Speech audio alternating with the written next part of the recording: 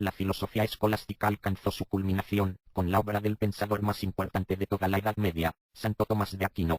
Por primera vez la razón parecía librarse de su servicio al dogma cristiano y alcanzaba de forma neutral el problema del ser, el universo o el conocimiento humano. El pensamiento de Santo Tomás partía de la superioridad de las verdades de la fe sobre el raciocinio. Sin embargo, ello no le impidió presentar a la filosofía como un modo de conocimiento plenamente autónomo capaz de, por un lado, concordar armónicamente con la teología, y griega, por el otro, de tratar de formar independiente los más diversos aspectos de la realidad.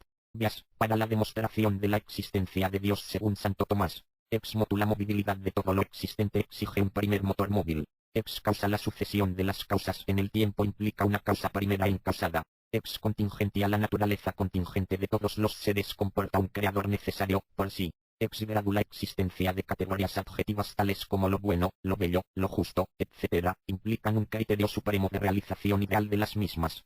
Ex fine el ordenamiento de los fenómenos naturales requiere la existencia de una mente ordenadora. A partir del siglo XIV, una profunda crisis social empezó a socavar el orden social y político anterior durante un largo periodo más o menos hasta el siglo XIX. La tradición filosófica de la escolástica aparece como soterrada y recluida en medios eclesiásticos aparentemente de escasa influencia sobre lo que podría llamarse la filosofía vigente.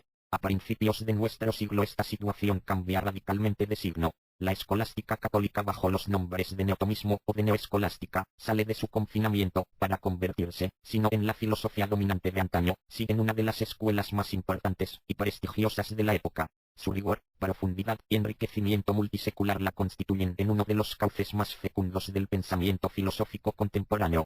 Pueden reconocerse como origen de este resurgimiento de la filosofía católica en nuestro siglo dos factores principales. Es el primero la encíclica de León XIII, Aeterni Patris, 1879, que recomienda el tomismo y el cultivo de la filosofía y la teología según el ejemplo del doctor Angélico frente a los fideísmos entonces dominantes y frente a las corrientes del llamado modernismo. El fideísmo, Gioberti, Rosmini, Grapri, propendía a negar a la razón todo poder de acceso al absoluto, particularmente al orden religioso, para otorgarlo solo a la fe. Del modernismo se hará después una más extensa referencia. La contundente recomendación del Papa León XIII no supuso, naturalmente, una polarización de la filosofía católica hacia el tomismo, ni mucho menos una afirmación de la veracidad o necesidad de esta filosofía, lo que hubiera sido ajeno por completo al magisterio eclesiástico, sino un estímulo a los pensadores católicos para enfrentarse según el espíritu tomista con los grandes temas de la teología y la filosofía. El segundo de esos factores para la renovación de la escolástica católica fue la necesidad universalmente sentida de rigor filosófico ante el marasmo de sistemas criticistas e idealistas de la época, tan faltos de vigor como de arraigo en una tradición fecunda de pensamiento.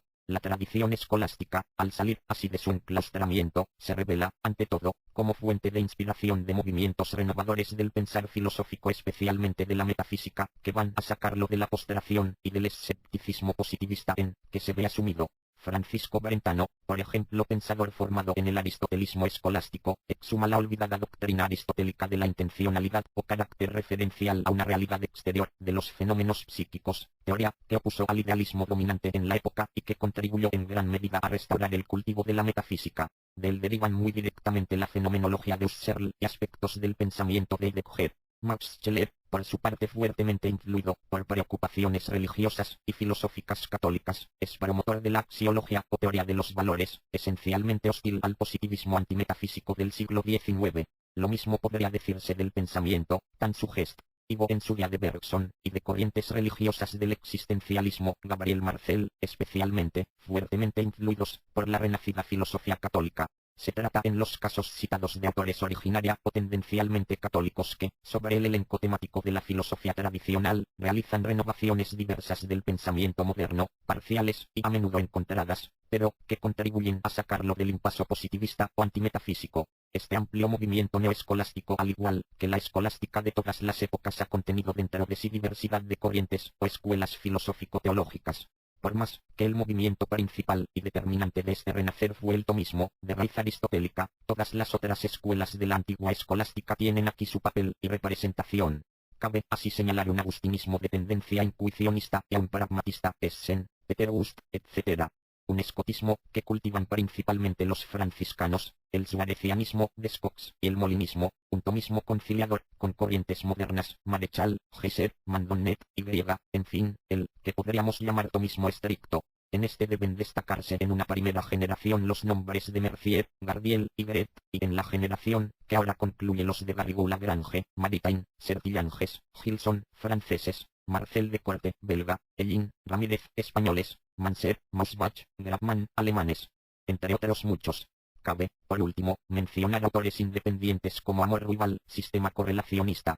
Todas estas corrientes, dentro siempre de la ortodoxia católica, se complementan entre sí en la diversidad de sus temas preferentes y en sus tendencias, rivalizan en casos, pero forman entre todas un importantísimo elenco filosófico, valioso en sí y valioso en su influencia sobre el pensamiento contemporáneo, al que ha deparado rigor conceptual y liberado de los prejuicios positivistas e idealistas.